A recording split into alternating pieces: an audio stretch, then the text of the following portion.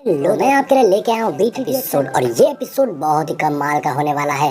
So video को and तक जरूर देखिएगा और जिसने भी चैनल को सब्सक्राइब नहीं किया है वो तुरंत सबसे पहले चैनल को सब्सक्राइब कर ले, जिससे कि आपको आने वाली दोनों वीडियोस की अपडेट मिलती रहे। सो लास्ट पार्ट में हमने देखा था कि शाओयान हैंग से फाइट कर और फिर शाओयान मार्शल की मदद से हैन फैंग को हरा देता है, जिसके बाद एल्डर वहां पर एक बड़ा सा फॉर्मेशन क्रिएट करते हैं उस फॉलन हार्ट फ्लेम को कैद करने के लिए। लेकिन अब वो फॉलन हार्ट फ्लेम शाओयान के पीछे पड़ गया था, लेकिन किसी तरह से शाओयान उस फॉलन हार्ट फ्लेम से बच जाता है और जब शाओयान उस फॉर्मेशन से बाहर निकल रहा था तभी फॉलन हार्ट फ्लेम उसे अपनी फायर से घायल कर देता है और शाओयान को निगल लेता है। अब एपिसोड की स्टार्टिंग में हम शाओ डिंग को देखते हैं जो कि एक प्लेस पे था जहां वो चाय पी रहा था, लेकिन तभी उसके चाय की कप टूटने लगती है, जिसका मतलब था कि कहीं कुछ तो गलत जरूर हो रहा है। तभी उसके सामने बैठी एक लेडी कहती है, शाओ डिंग, आप और आपकी शाओ फैमिली जब तक चाहे यहाँ पर रह सकती है, आपको कोई प्रॉब्लम नहीं होगी, क्योंकि ये प्लेस आपके रहने के लिए अच्छी जगह होगी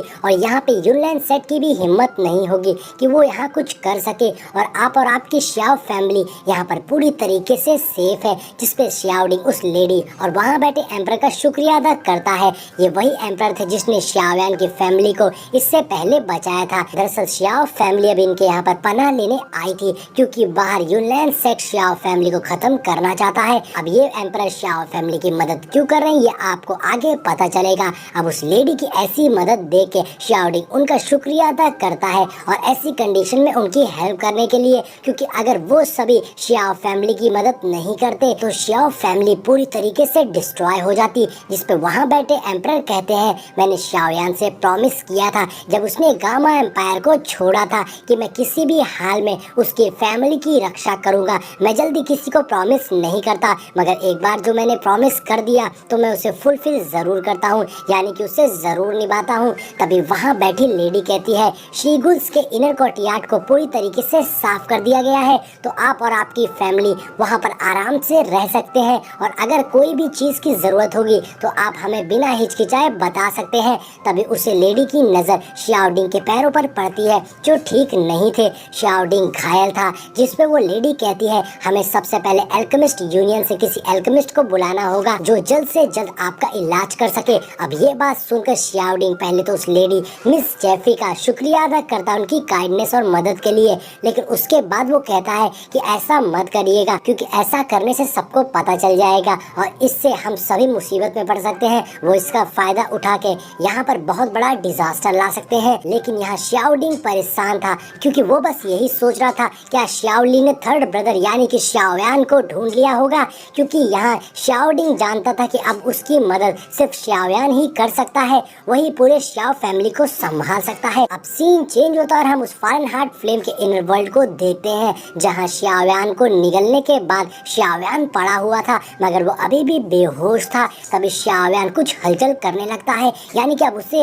होश आ रहा था। जिसके बाद शाओयान की आंखें खुलती है तो शाओयान चौंक के जग जाता है और हम यहाँ पर शाओयान के आसपास एक व्हाइट ऑरे को देखते हैं और जैसे ही शाओयान जगता है वो उस जगह को देख ही रहा था कि तभी शाओयान के ऊपर एक फायर बॉल से अटैक हो जाता है, मगर शाओयान को इससे कुछ भी नहीं होता, क्योंकि उसके आसपास मौजूद उस ऑरे ने उसे बचा लिया था। ये देखकर शाओयान थोड़ा सा शॉक रह गया था, ये वो कहाँ आ गया है और वो ऑरा कैसा है। तो दोस्तों मैं आपको बता दूं कि ये मास्टर की इनविजिबल फ्लेम है जिसने शाओयान को कवर कर रखा है, जिससे शाओयान बचा हुआ है। तभी शाओयान को याद आता है कि कैसे उसे फॉलन हार्ट फ्लेम ने निगल लिया था। तभी मास्टर शाओयान को बताने लगते हैं कि जब तुम्हें फॉलन हार्ट फ्लेम ने निगल लिया था तो मैंने तुम्हें बचाने के लिए अपने इनविजिबल फ्लेम से कवर कर लिया और तुम्हें यहाँ फॉलन हार्ट फ्लेम के बैली में ले आया जो बहुत ही अंदर है। जिसके बाद शाओयान मास्टर से पूछता है, क्या वो ठीक है? मास्टर कहते हैं, फॉलन हार्ट फ्लेम ने तुम्हें यहाँ ले आया जब उसने तुम्हें निगला था।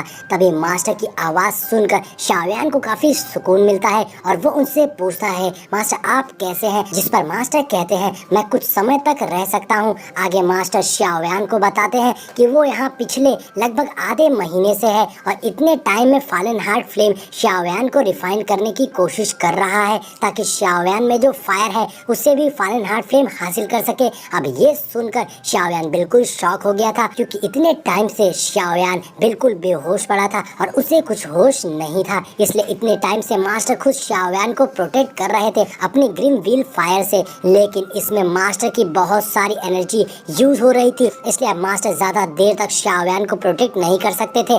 यानी इसके बाद शाओयान को खुद ही खुद की हिफाजत करनी होगी। अब शाओयान भी परेशान होने लगता है और फिर वो मास्टर से पूछता है कि वो यहाँ से कैसे बाहर निकला जा सकता है, जिस पर मास्टर निराश होते हुए कहते हैं, एक टीचर होते हुए भी मुझे भी नहीं मालूम कि यहाँ से कैसे बचकर बाहर निकला जा सकता है, क्योंकि इस जगह पर फॉलन हार्ट फ्लेम की पावर्स एंडलेस है और वो यहाँ बहुत ही ज्यादा पावरफुल है, और अगर इसने अपनी बॉल ऑफ फ्लेम को रिलीज किया तो मुझे डर है कि तुम फौरन लावा द्वारा निगल लिए जाओगे। भले ही तुम्हारे पास स्पेशल फायर हो, लेकिन फिर भी तुम लावा को पार नहीं कर सकते। अब ये बात सुनकर शाओयान बहुत ही दुखी हो रहा था, साथ ही उसे बहुत गुस्सा भी आ रहा था, क्योंकि वो कुछ भी नहीं कर पा रहा था। शाओयान कहता है, हम कुछ भी नहीं कर सकते, बस यहाँ बैठकर अपनी मौत का इंतजार कर रहे हैं। शाओ फैमिली को मेरी जरूरत है, मुझे मेरे फादर को खोजना है, और शूनर से मैंने वादा किया था कि मैं स्ट्रांग बनूंगा और उसके सामने आऊंगा, मैं अपना वादा पूरा करूंगा। मैं यहाँ बिल्कुल नहीं मर सकता हूँ, उन्हें मेरी जरूरत है। अब शाओयान का हौसला देखकर मास्टर कहते हैं, तुम्हारी यही बात तो सबसे अच्छी लगती है,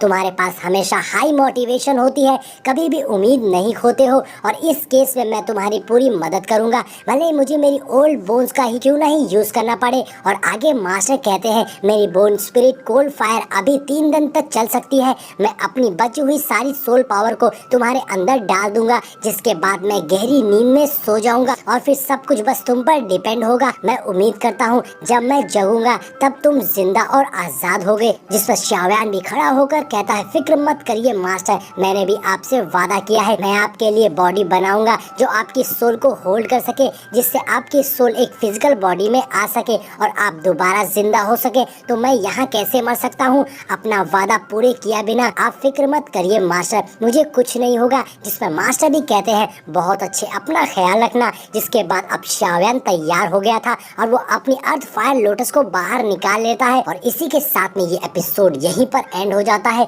तो दोस्तों, इस